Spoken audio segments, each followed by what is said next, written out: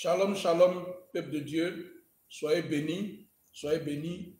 Nous voulons ce soir encore célébrer la grâce de Dieu sur votre vie. Bienvenue à tous, merci de vous connecter à ce Daniel Abdallah Coulibaly Live, DAC Live, donc intercession pour les nations, intercession pour les familles. Ce soir, mes bien-aimés Éburnéens et Éburnéennes, nous allons entamer une phase très importante de notre programme d'intercession pour notre nation, la Côte d'Ivoire. Jéricho doit tomber, c'est le thème Côte d'Ivoire, Jéricho doit tomber. De là où tu es connecté, je voudrais t'inviter avec moi et l'équipe qui est autour de moi à te disposer afin que la parole qui va être enseignée puisse pénétrer vraiment en ton âme et que tu en saisisses la portée et qu'après ces enseignements bien-aimés, les prières qui vont suivre mercredi, jeudi par là, donc jeudi, pardon, tu puisses vraiment prier en étant revêtu d'une connaissance, d'un savoir, pas que tu pries dans le vide. C'est pourquoi je voudrais qu'on recommande ce moment à notre Dieu. C'est lui qui permet toutes choses.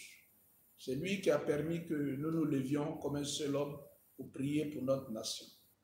Donc nous allons ensemble prier, recommander ce moment à Dieu et nous allons commencer notre enseignement. On va baisser la tête de là où nous sommes et nous allons prier. Éternel notre Dieu, éternel notre roi, Dieu d'alliance, Dieu d'Abraham, d'Isaac et de Jacob. Père, nous bénissons ton nom. Nous te rendons toute la gloire, Yahweh, pour ce temps que tu as permis, pour ce rassemblement que tu as permis, pour tes enfants que tu as connectés, pour ces cœurs que tu as disposés, pour cette armée spirituelle que tu as levée pour la Côte d'Ivoire, notre nation. Viens, Saint-Esprit, prendre le contrôle de toutes choses. Que la chair s'efface et que ton esprit règne. Enseigne-nous toi-même ta parole. Conduis-nous dans la lumière et dans la vérité. Et qu'à la fin de cette session, Père, nous puissions te rendre toute la gloire. Au nom de Jésus, nous avons prié avec action de grâce. Quelqu'un dit Amen et il acclame son Dieu. Amen. Alléluia. Amen. Alléluia. Bien-aimés, après les révélations que nous avons partagées hier, à dessein, je ne suis pas rentré en profondeur dans la révélation qui concerne la Côte d'Ivoire. J'ai seulement mentionné le conflit entre le prince rebelle assis par la force et la ruse sur le trône d'Éburnie, jouant le rôle de Saül, et Guillaume Kibafori Soro jouant le rôle de David. Un type de Saül, un type de David. Et c'est exprès que je n'ai pas voulu continuer dans les révélations sur la Côte d'Ivoire. Je pense pour ma part que certaines révélations doivent être scellées. Et hier, quand je suis rentré, j'avais reçu une note vocale d'un frère et sa femme du Canada. Ils nous suivent depuis 1 an. Et depuis août 2021, c'est hier que j'ai écouté la note vocale et j'ai attrapé ma tête. Je dis, oh Seigneur, on peut faire ça. Parce que je reçois tellement de notes que parfois il m'est difficile d'écouter toutes ces notes-là. Or, ces notes venaient corroborer, confirmer beaucoup de choses. Et je pense qu'on aura le temps de vous faire entendre une partie de ces notes pour des choses qui arrivent. Mais encore une fois, je pense qu'il n'est pas bon en ce moment précis de mettre sur la place publique un certain nombre de révélations. Il faut les laisser là où elles sont, pour ne pas qu'elles soient attaquées. Parce que notre objectif, c'est la chute du 3e mandat, c'est la chute de la forteresse du 3e mandat. Et nous avons appelé cette forteresse la forteresse de Jéricho. C'est pourquoi le thème, c'est Jéricho doit tomber. Et je veux t'inviter à prendre ta Bible et nous allons lire 2 passages. Ensuite, nous allons commencer l'enseignement. Si tu as de quoi prendre des notes, prends des notes. Ce mardi et demain mercredi, par la grâce de Dieu, nous allons enseigner. Nous parlerons de la Côte d'Ivoire, mais nous parlerons de toi. Nous allons enseigner et le jeudi, par la grâce de Dieu, nous allons prier. 2 Corinthiens chapitre 10, verset 4. 2 Corinthiens chapitre 10, verset 4.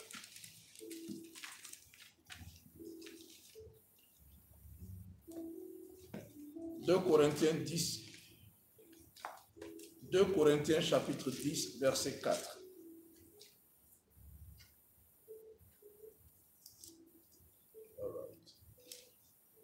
Merci Saint-Esprit.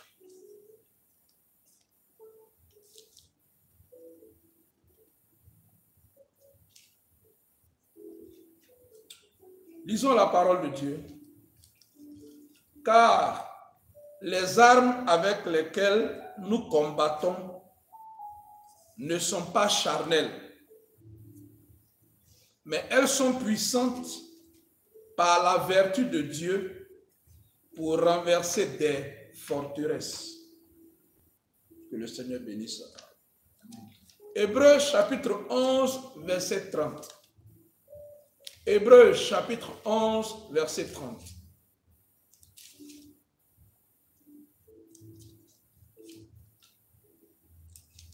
C'est par la foi que les murailles de Jéricho tombèrent, après qu'on en eut fait le tour pendant 7 jours. Que le Seigneur bénisse sa parole. Bien-aimés, comme vous l'avez lu, Jéricho doit tomber. Mais avant de parler de Jéricho, je voudrais vous parler de 2 générations qui se sont suivies.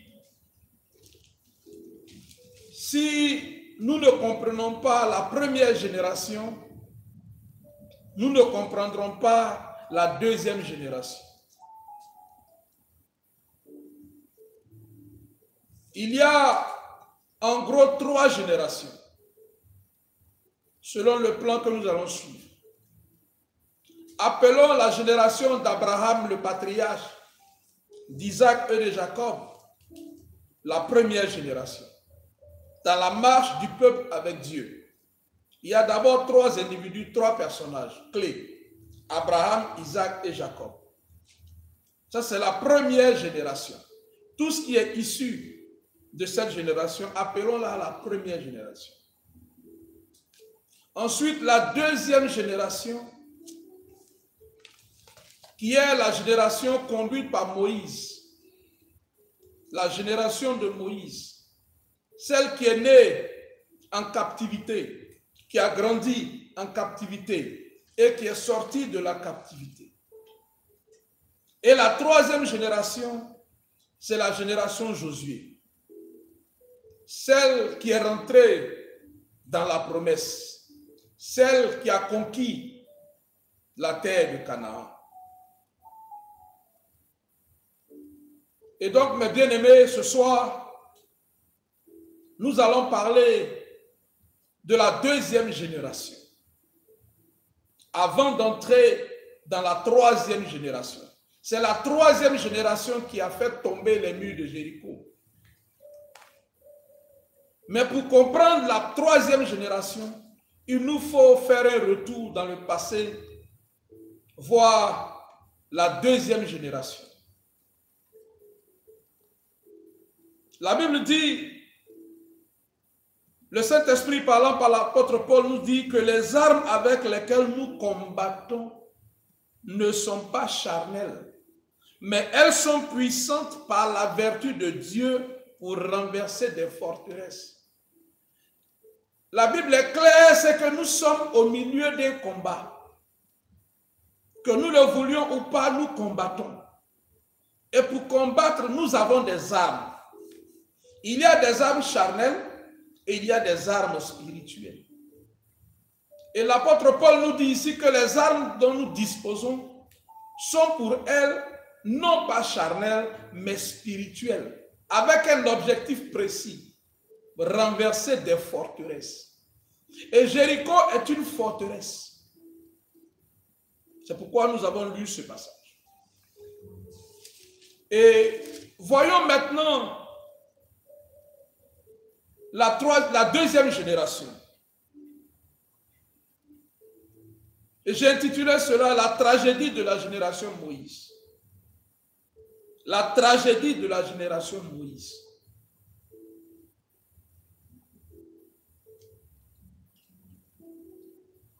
La première génération conduite par Abraham, le patriarche, a marché dans la voie de Dieu et est parti. À sa suite arrive une génération qui était en agonie, qui était en souffrance. Elle est conduite par Moïse. Avant d'aller plus loin, je voudrais qu'on se rappelle que nous avons commencé à parler de génération Moïse sur la base d'une révélation. Nous ne nous sommes pas levés comme ça. Et je vous l'ai déjà dit, permettez que je le rappelle pour ceux qui commencent à nous suivre. C'est qu'un jour, sur ma couche, j'ai vu assis sur un trône, un fauteuil royal, le président Laurent Gbagbo, entouré de sa cour. Et il m'a fait approcher et il m'a dit, Daniel, enseigne mon peuple sur la génération Moïse. Pour ceux qui nous suivent depuis plus d'1 an, vous allez vous rappeler ça. Enseigne mon peuple sur la génération de Moïse. J'ai compris que la figure que j'avais vue, incarnée par le président Laurent Gbagbo, était l'ange de l'Éternel lui-même, qui nous donnait une instruction précise. C'est qu'il fallait que le peuple de Côte d'Ivoire, qui est en souffrance, soit enseigné sur la génération Moïse. Et bien aimé, c'est quand j'ai commencé à travailler sur ces enseignements-là récemment que j'ai compris enfin pourquoi le Seigneur nous demandait cela. Le Seigneur nous demande cela parce qu'il y a une tragédie dont il faut prendre connaissance. Quelle est cette tragédie, mes bien-aimés? Il se trouve que sous le grand leadership prophétique de Moïse, les enfants d'Israël étaient sortis d'Égypte en chantant et en dansant. Très heureux. Ils avaient entrepris leur marche vers la terre promise avec beaucoup d'enthousiasme, beaucoup de foi, beaucoup d'espoir. Souvenez-vous du cantique en Exode chapitre 15 de la prophétesse Marie. Exode chapitre 15 verset 1 nous dit: alors Moïse et les enfants d'Israël chantaient ce cantique à l'Éternel. Ils dirent: je chanterai à l'Éternel car il a fait éclater sa gloire. Il a précipité dans la mer le cheval et son cavalier. Pourquoi? Dieu venait d'opérer un grand miracle par la traversée de la mer des roseaux, appelée la mer Rouge. Les enfants d'Israël, à l'époque sous Moïse, avaient vu les plaies en Égypte. Comment Dieu a frappé l'Égypte de Pharaon, des 10 plaies. Mais là, Pharaon est juste derrière. Mais il y a un obstacle qui est devant qui s'appelle la mer Rouge. Et Dieu vient opérer le miracle en leur faisant passer par la mer Rouge. Dieu ouvre la mer Rouge et les enfants d'Israël passent à sec. Dieu fait éclater sa gloire. C'est une chose que Dieu frappe nos ennemis. Mais c'est une autre chose encore plus grande. Quand Dieu, dans sa bonté, opère un grand signe en notre faveur, donc nous-mêmes nous sommes bénéficiaires de ce miracle. Et dans ce miracle, il y a encore une autre punition pour l'armée de Pharaon qui a été engloutie par les mêmes eaux qui ont laissé passer les enfants d'Égypte et qui ont englouti les chevaux, les cavaliers, les chars de Pharaon. L'Égypte qui était à l'époque l'une des plus grandes puissances militaires au monde, devant un peuple qui n'avait ni une armée, ni des armes. Dieu a fait éclater sa gloire. Et donc, sous la direction de Moïse, ce peuple-là est sorti d'Égypte. Cette génération est sortie d'Égypte. Il y a eu 430 ans d'esclavage, ont pris fin en une nuit. Et au matin, ils ont traversé la mer Rouge. Quel miracle que Dieu a opéré. Donc, ils sont sortis en étant convaincus que plus rien ne pouvait les arrêter. S'ils ont pu échapper à Pharaon, si la captivité a pris fin, l'esclavage a pris fin, et que la mer Rouge s'est écartée devant eux, mais il n'y a plus aucun obstacle qui peut les arrêter, plus rien ne peut les arrêter. C'est pourquoi Moïse et les enfants d'Israël chantaient un cantique à l'Éternel. Ils étaient contents, enthousiasmés, heureux, en chantant, en dansant, au son du tambourin, des grelots et tout. Ils marchaient, ils ont commencé leur périple, leur voyage vers la terre promise. Mais malheureusement, bien aimé, il va se passer quelque chose dont il faut parler. C'est pourquoi nous parlons de tragédie. Après la mer Rouge, il y a l'étape de la traversée du désert. L'expérience du désert, bien aimé, a été une expérience calamiteuse, un échec retentissant pour toute la génération de Moïse. Ceux-là même qui avaient vu la main de Dieu en Égypte, le doigt de Dieu en Égypte, ceux-là qui ont expérimenté la puissance de Dieu devant la mer Rouge, à l'étape du désert, dans la traversée du désert, ils vont connaître un échec retentissant, une vraie tragédie, à cause de leur incrédulité et de la dureté de leur cœur. Toute cette génération qui était programmée, destinée à rentrer dans la terre promise, a péri dans le désert. Toute une génération. L'expérience du désert a duré 40 ans, ce qui devait durer 4 jours. 40 ans. 40 années au cours desquelles Dieu a effacé toute la génération de Moïse. Quelle tragédie. Quelle tragédie. La génération de Moïse n'a pas pu posséder la promesse que Dieu a faite à Abraham. Il y avait une promesse faite à la première génération, la génération d'Abraham. C'est dans un souci d'enseignement que je parle de première génération, parlant d'Abraham. On peut remonter plus loin. Il y avait une très forte promesse. Et cette promesse-là est devenue une alliance. La prochaine série d'enseignements, vous allez le comprendre, c'est de la promesse à l'alliance. C'est plus tard, dans quelques temps. Quelle était donc la promesse de Dieu au père de Moïse? Quand Dieu marche avec une nation, il marche avec l'alliance. Une promesse a été faite à la génération d'Abraham. Et ceux qui devaient rentrer dans cette promesse, c'était la génération de Moïse.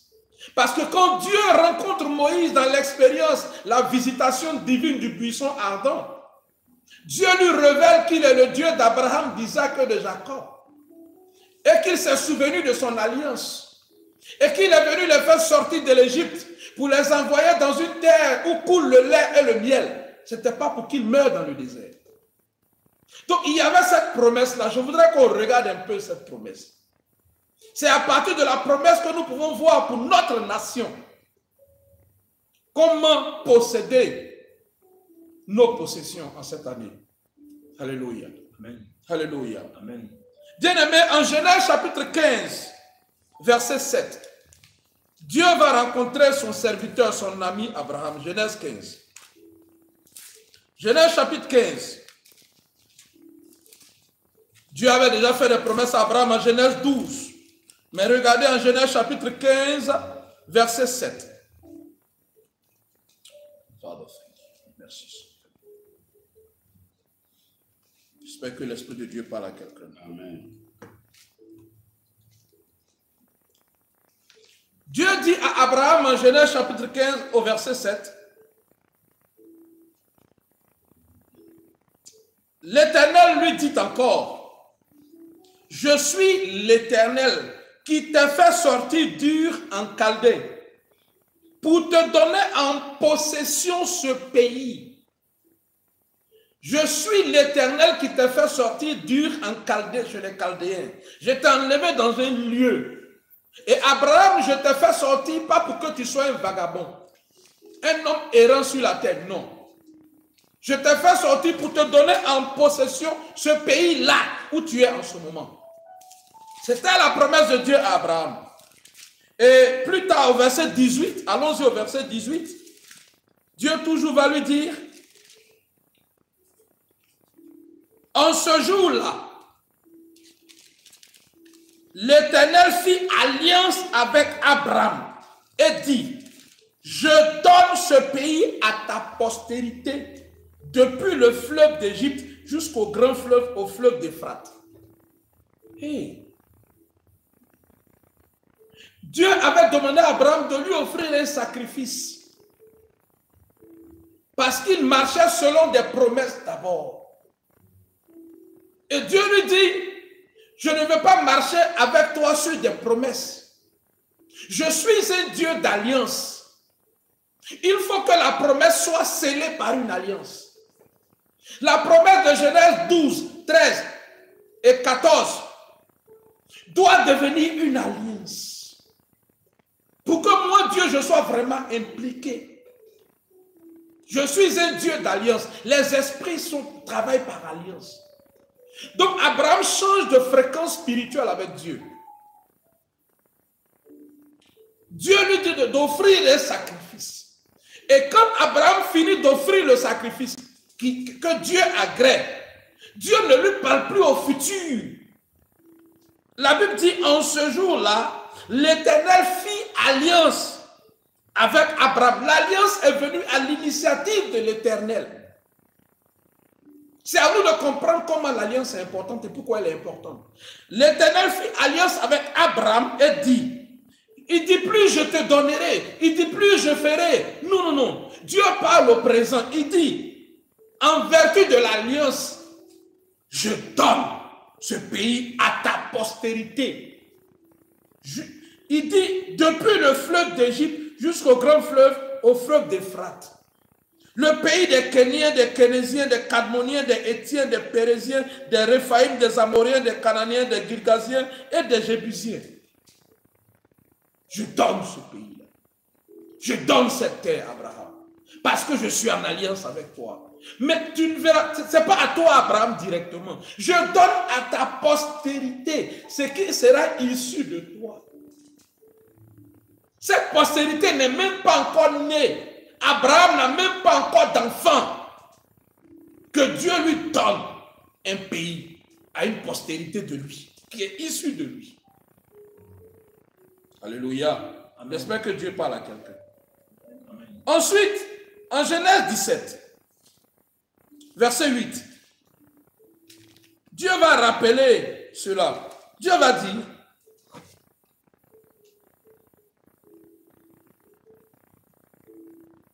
quand il rentre en alliance avec Abraham, Dieu change le nom d'Abraham à Abraham.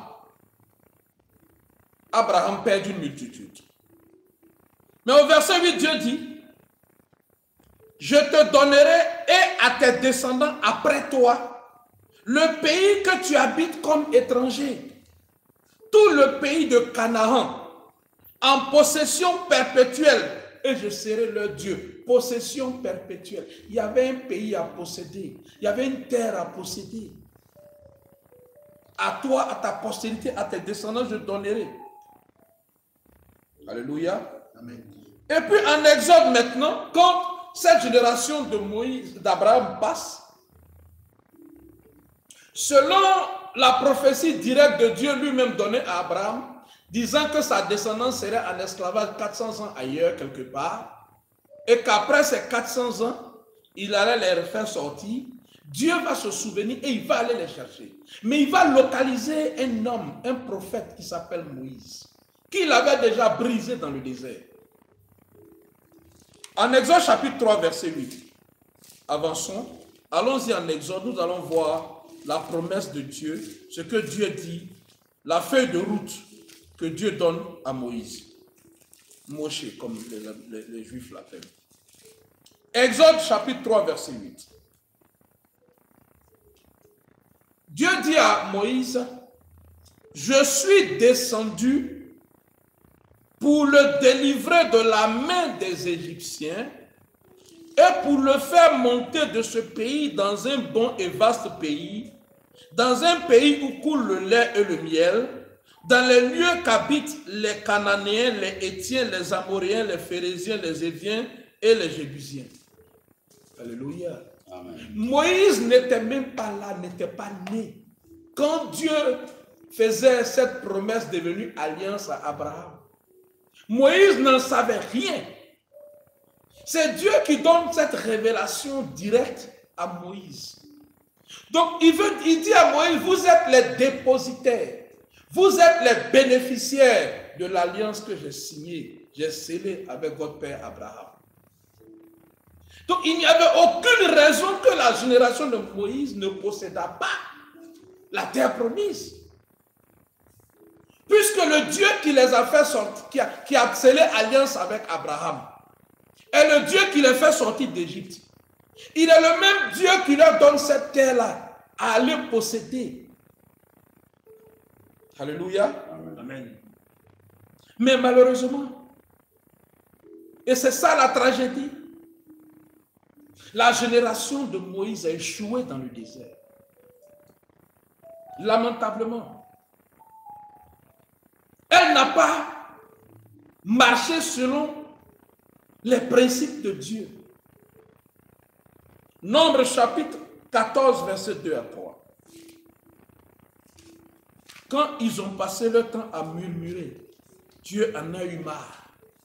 Quand ils n'ont pas cru en sa promesse, quand des espions sont revenus pour dire que le pays, là, effectivement, il y a le lait et le miel, mais qu'il y a des géants là-bas. Quand 10 espions ont dit qu'eux, ils étaient comme des sauterelles aux yeux des gens qui habitaient là-bas. Qu'ils ont méprisé la promesse de Dieu, qu'ils ont méprisé l'alliance de Dieu. En Nombre chapitre 14, verset 2 à 3, je vais lire à partir du verset 1. Toute l'assemblée, Nombre 14, toute l'assemblée éleva la voix et poussa des cris, et le peuple pleura pendant la nuit. Toute une nuit, des vieux comme ça, et des vieilles, avec des enfants. Ils pleurent. Toute une nuit, ils sont en train de pleurer. Parce qu'on leur a dit qu'il y a des géants sur la terre que Dieu leur a promis. Est-ce qu'ils sont plus forts que la mer Rouge? Est-ce qu'ils sont plus forts que Pharaon? Et ils passent la nuit à pleurer. Josué et Caleb ont fait un autre rapport, mais ils s'en fichent pas mal. C'est le fait qu'il y ait des obstacles devant. C'est le fait qu'il y ait des géants devant, des barracudas, des Goliaths, les Anakim, les géants. Ils tremblent et puis ils pleurent comme si leur Dieu n'existait pas. Comme si la mer Rouge n'a pas existé. Comme si les 10 plaies d'Égypte n'ont pas existé. Sur la base d'une information. Ils ont méprisé la révélation. Je dis sur la base d'une information. Ils ont méprisé la révélation. Ils ont méprisé l'alliance. Alors au verset 2. Tous les enfants d'Israël murmurèrent contre Moïse et Aaron. Et toute l'assemblée leur dit, que ne sommes-nous morts dans le pays d'Égypte? Ou que ne sommes-nous morts dans ce désert? Pourquoi l'Éternel nous fait-il aller dans ce pays où nous tomberons par l'épée, où nos femmes et nos petits-enfants deviendront une proie? Ne vaut-il pas mieux pour nous retourner en Égypte? Et ils se disent l'un à l'autre, nommons un chef et retournons en Égypte. Quoi? À ce point. après les 10 plaies que Dieu a utilisées pour frapper l'Égypte de Pharaon, tous ces signes se produisent, ces miracles, où Dieu a frappé les idoles de l'Égypte, qui était une puissance militaire, qui était une puissance spirituelle surtout. Après la traversée de la mer Rouge, toute une génération pleure la nuit et dit, on s'en fout de Moïse, l'élu de Dieu, le choix de Dieu, on s'en fout de Aaron, son assistant. On prend nommons un chef et puis retournons en Égypte, retournons en captivité. C'est une injure à l'Éternel des armées.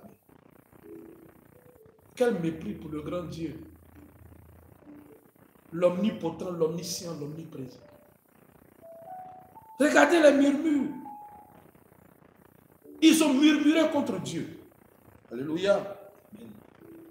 Alors, Dieu va venir en Nombre 14, verset 21.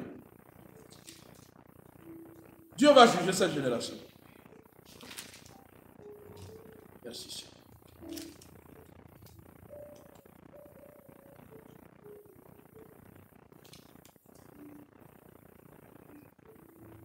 Dieu va juger cette génération. Il voulait détruire toute cette génération.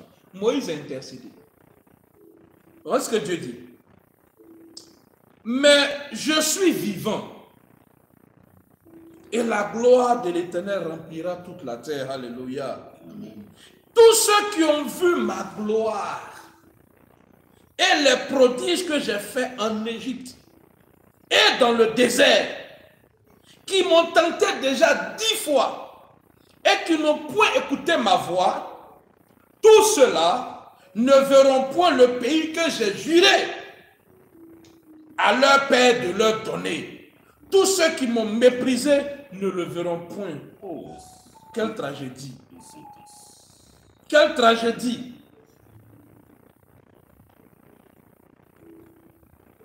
Quelle tragédie! J'ai juré, hein. Dieu parle, j'ai juré. Mais vous là, cette génération-là,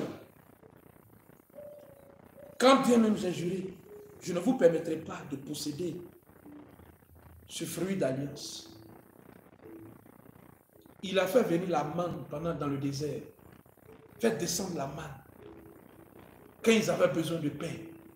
Quand ils ont crié qu'ils voulaient la viande, il leur a fait venir des cailles. Des provisions surnaturelles. Une génération de bébés gâtés. De pleureurs, de spécialistes en murmure. Dieu vient de frapper toute une génération.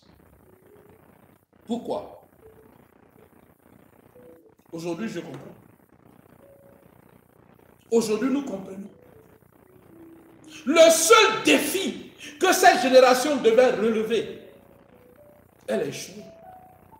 Parce que tout le reste était donné, donné, donné, donné.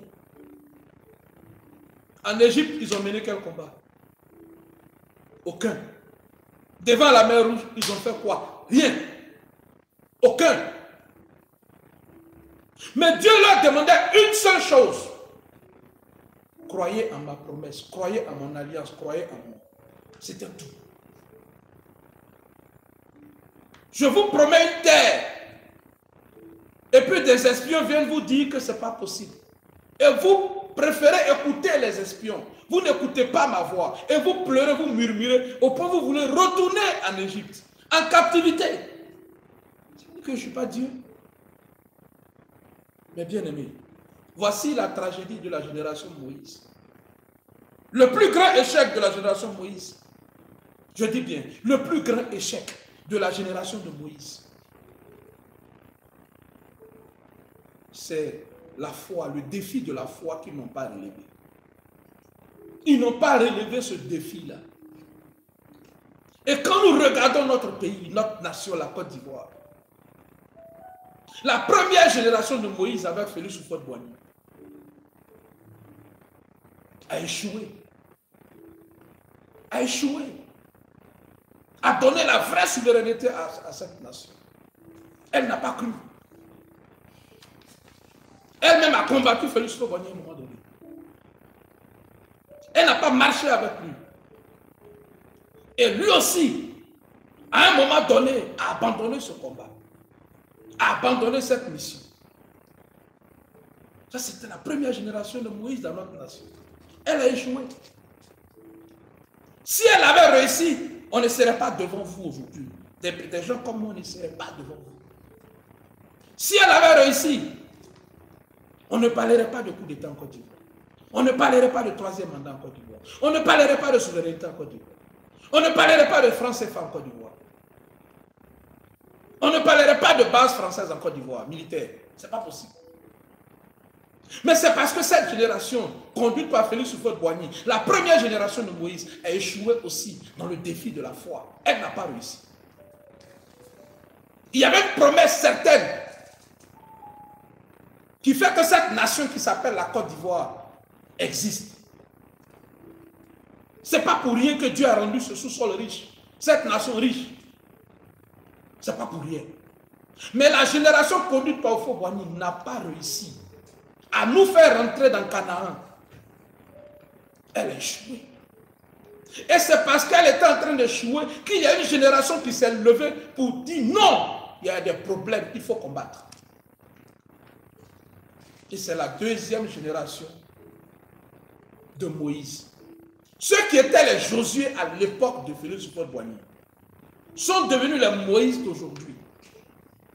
Et la génération de Moïse dans notre nation, aujourd'hui, quand je regarde la révélation, quand je m'adosse à la révélation que j'ai reçue, où j'ai vu le président Laurent Gbagbo dire « Enseigne mon peuple sur la génération de Moïse », c'est Dieu qui me parlait et qui te parlait à toi, peuple de Côte d'Ivoire.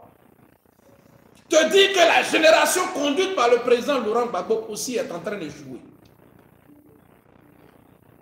Cette génération aussi est en train de jouer. Elle n'a pas tiré les leçons de la génération du Houphouët-Boigny. Si elle tire les leçons, elle va réussir. Cette génération est aussi divisée.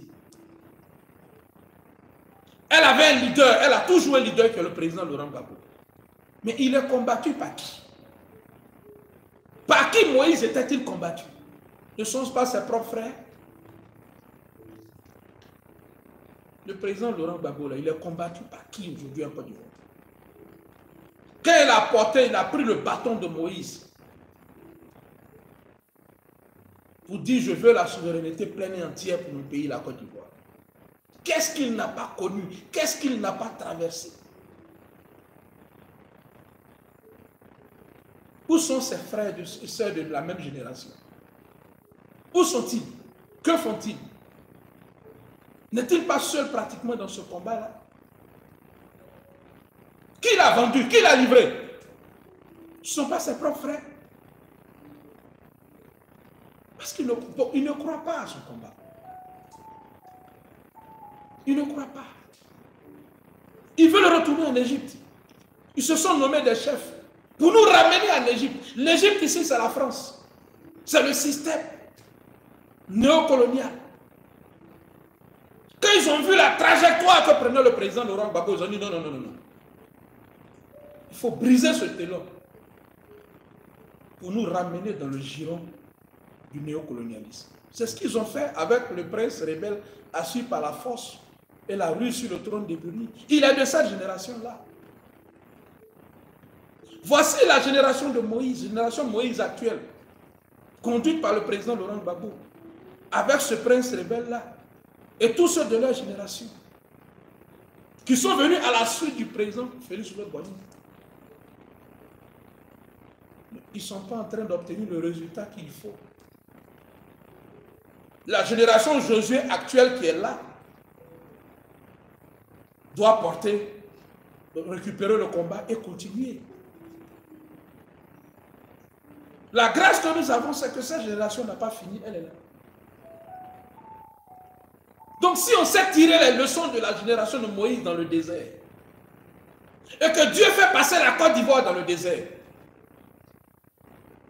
si on sait tirer les leçons de la génération de Moïse dans le désert, là, dans la Bible, on peut rectifier le tir. Alléluia. On peut rectifier le tir.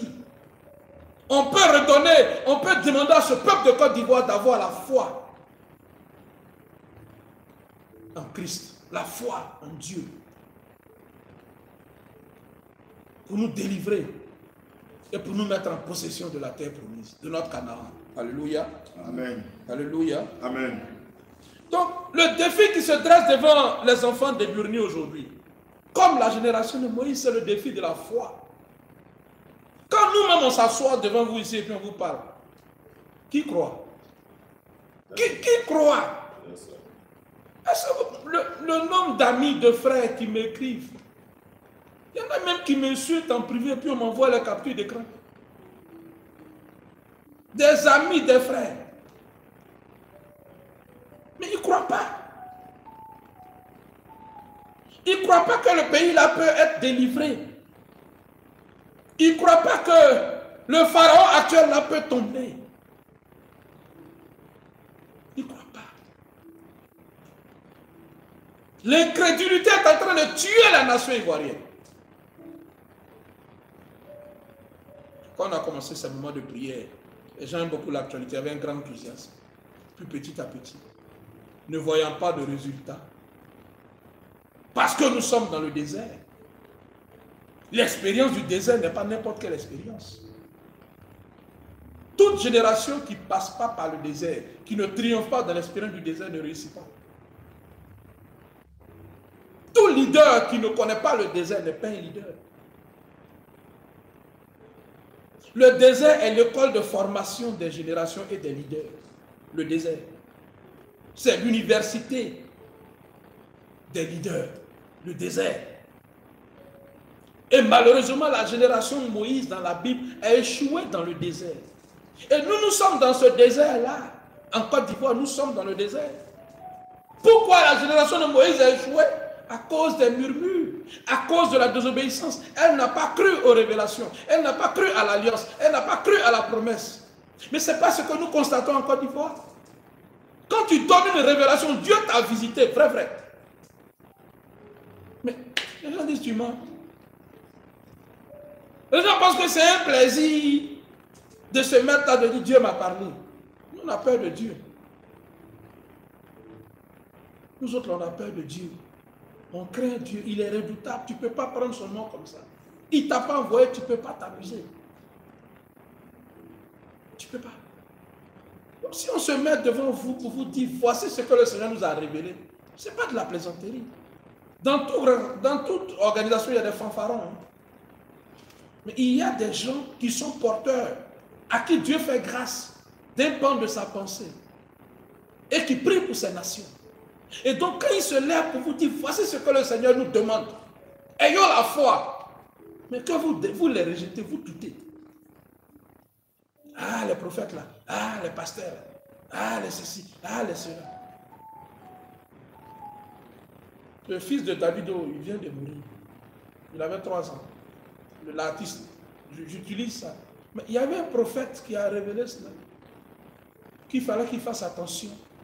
Que cette année 2022 allait être une année pour lui, une bonne année de récompense, de trophées, y compris l'année 2023. Mais attention, il y a la mort prématurée autour de lui, surtout son fils.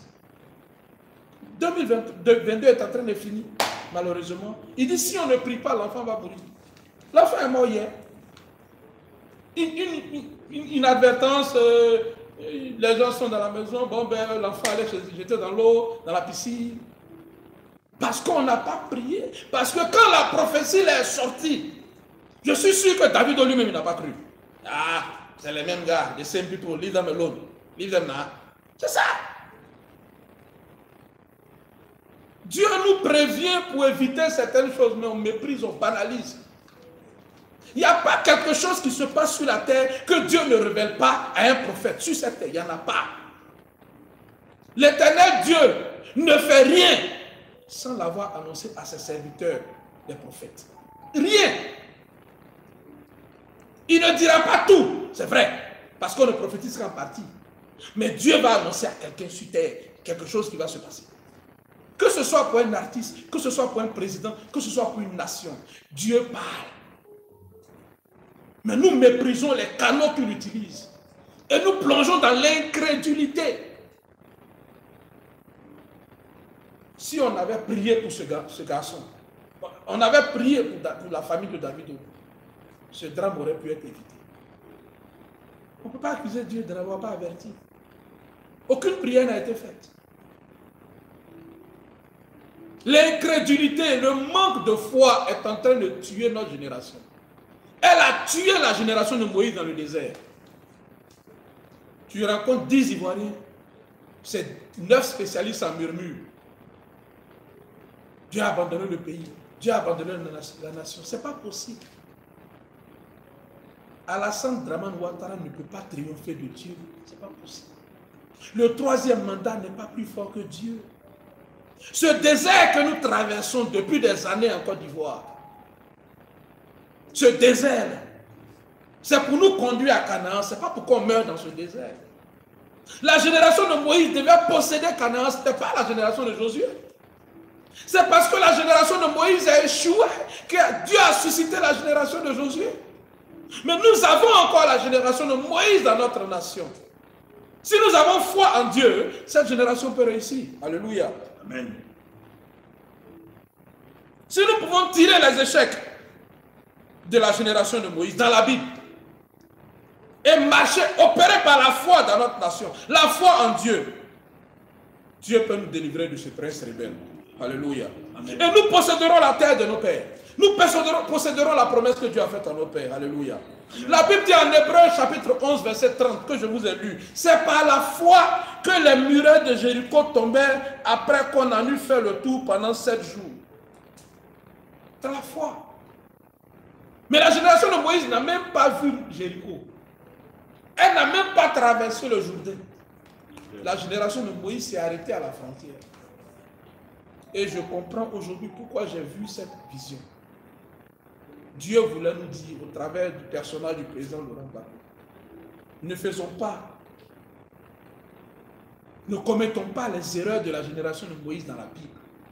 Parce que ce sont les mêmes erreurs que nous sommes en train de commettre en Côte d'Ivoire.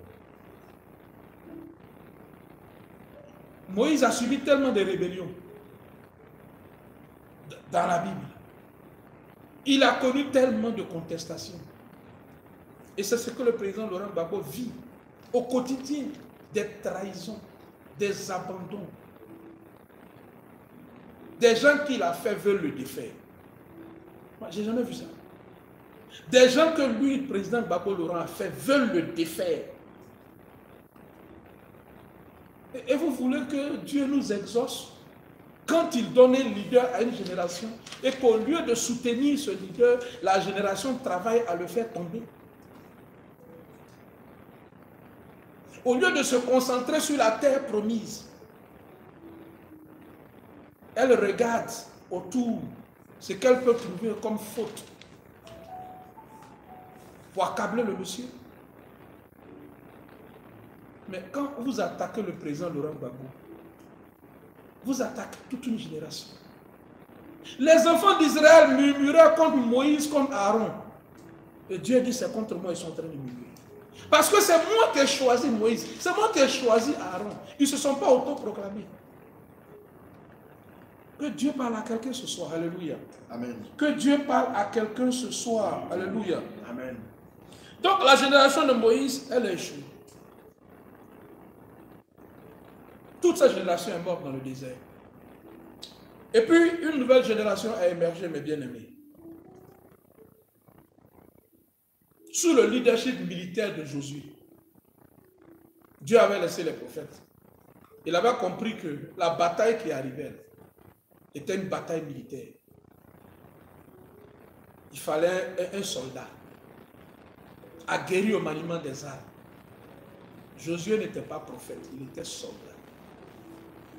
Moïse était prophète. Josué était soldat. Après avoir utilisé le prophète, Dieu va utiliser Josué. Et comme leur père, la génération de Josué va se retrouver devant un défi. Les eaux du Jourdain. Quand vous lisez Josué 1 et 2. Remarquez, remarquez très bien. La génération de Moïse a connu un premier défi. C'était la mer Rouge. Ce défi a été relevé par le miracle. La génération de Moïse a connu un deuxième défi, le défi de la foi. Ils n'ont pas pu le relever. Ils ont murmuré, ils sont morts dans le désert. Voici une nouvelle génération qui arrive, la génération de Josué. Le premier obstacle qui se dresse devant la génération de Josué, c'est les eaux du Jourdain. Les eaux de la mer Rouge, les eaux du Jourdain. Chaque génération connaîtra ses défis. Et certains de ces défis se ressemblent. La mer Rouge, c'est l'eau. Le Jourdain, c'est l'eau. Et Dieu va opérer le même miracle. Comme avec la génération de Moïse devant la mer Rouge. Dieu va opérer le même miracle en ouvrant les eaux du Jourdain pour la génération de Josué. Les deux seront bénéficiaires, les deux générations, du même miracle de la traversée des eaux. Alléluia. Amen. Est-ce que vous comprenez quelque chose à cela? Yes. J'espère que Dieu parle à quelqu'un. Yes. La génération de Moïse, quand elle est sortie d'Égypte, le premier défi qui était devant cette génération, c'était la mer Rouge. Et Dieu a opéré le miracle. Ils sont passés. Quand la génération de Josué commence sa mission, quand Dieu dit à Josué, en Josué 1, Josué, Moïse, mon serviteur est mort, toi lève-toi, conduis ce peuple-là, traverse le Jourdain. C'est de l'eau qui est devant lui aussi. L'eau était devant la génération de Moïse. L'eau est devant la génération de Josué. Et par la même puissance de Dieu, la génération de Josué traverse le Jourdain par le miracle. L'arche de l'alliance portée par les sacrificateurs, les 7 sacrificateurs. Dès qu'ils posent les pieds, les eaux du Jourdain s'écartent. C'est le même miracle, mais à des variations différentes. Alléluia. Mais quand la génération de Josué traverse le Jourdain, il va avoir un autre obstacle devant cette génération. Le deuxième défi, qui est le défi de la foi, c'est les murailles de Jéricho. Le désert pour les pères, Jéricho pour les enfants. Alléluia. Je dis le désert pour les pères et Jéricho pour les fils, les enfants. Génération de Moïse, le désert, défi de la foi, ils échouent. Eux qui avaient réussi brillamment, qui sont sortis en chantant, dansant, ils échouent devant le défi de la foi. Leur incrédulité fait qu'ils perdent tout. Mais voici la génération de Josué, qui a traversé aussi le Jourdain par le miracle. Et juste après les eaux du Jourdain, voici Jéricho, une forteresse. Et là, Dieu attend d'eux quelque chose qui s'appelle la foi. Ce qui a manqué à leur père, est-ce qu'ils vont avoir cette foi-là? Est-ce que cette génération va relever ce défi? Quels sont les éléments de ce défi de la foi? C'est de ça, bien aimé, que nous allons parler demain par la grâce de Dieu, dans la deuxième partie de l'enseignement. Nous allons rentrer maintenant dans Jéricho. Ce soir, par la grâce de Dieu, par son esprit qui nous a enseigné, nous avons vu la tragédie de la génération de Moïse, l'incrédulité. Et quand je vous demande de faire le parallèle avec notre nation, la génération du miracle économique en Côte d'Ivoire n'a pas réussi à faire de ce pays-là un pays développé. Elle s'est détournée de Dieu. Elle n'a pas vraiment porté son combat. Elle a été divisée, elle s'est divisée. Elle n'a pas cru en Dieu.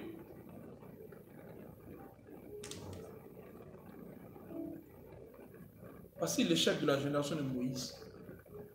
Et si nous en tirons les leçons, la génération de Moïse actuellement dans notre nation peut réussir. Et par la grâce de Dieu, ce samedi, j'aurai un direct spécial Samedi qui vient, là, par la grâce de Dieu, on va se retrouver. Je veux parler à une personne, un grand homme dans notre nation. Ça sera spécial. Ce sera une adresse. Hier, j'ai passé mon temps à prier. Je n'ai pas dormi.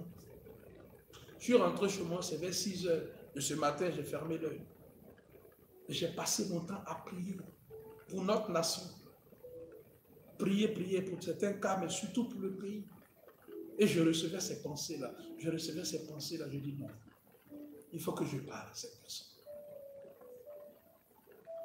Il faut que je parle. En tant que serviteur de Dieu, il faut que je parle. Donc, mes bien-aimés, samedi, on sera ensemble, après les prières. Mais aujourd'hui, j'espère que Dieu a parlé à quelqu'un. Nous avons vu la tragédie de la génération de Moïse. Ils ont profité des miracles, mais ils ont échoué dans le désert à cause de la foi. Le défi de la foi. Nous allons voir ça demain par la grâce de Dieu. Nous allons parler de Jéricho. Quand je vous dis Jéricho doit tomber, comment nous pouvons faire pour que Jéricho tombe dans notre nation? Au travers de la parole de Dieu. Car les armes avec lesquelles nous combattons ne sont pas charnelles, mais elles sont puissantes par la vertu de Dieu pour renverser des forteresses. Comment déployer ces armes spirituelles-là pour que ce troisième mandat inique, cynique, meurtrier, cette forteresse du troisième mandat tombe? C'est une mission divine. On ne peut pas laisser. Bien-aimés, on ne peut pas laisser cette forteresse-là. Si nous voulons posséder nos possessions, si nous voulons rentrer dans nos promesses, si nous voulons que cette nation réussisse, il faut que cette aventure ambiguë du troisième mandat prenne fin. Et nous avons la plus grande des armes, l'arme de la prière, la parole de Dieu. Mais il y a le défi de la foi qui est devant nous. C'est pourquoi j'ai parlé ce soir de l'incrédulité de la génération de Moïse, des murmures. Si nous pouvons être différents, opérer dans une autre fréquence spirituelle, je vous le garantis, mes bien-aimés, de la part du Seigneur, plus rien ne nous résistera dans cette nation. Le troisième mandat tombera. Et cette nation-là, donc vous voyez les ingrédients se réunir pour la grande délivrance. Cette délivrance aura lieu. Amen. Cette nation sera comme nos pères l'ont vu de loin. Tirons la leçon de leur échec et avançons sur notre chemin de gloire. Que Dieu vous bénisse. Que Dieu se souvienne de chacun d'entre nous. Nous nous retrouvons demain par la grâce de Dieu à la même heure pour un temps d'enseignement. Et le jeudi, nous allons prier. Shalom chez vous. Shalom sur la terre des gloires. Amen.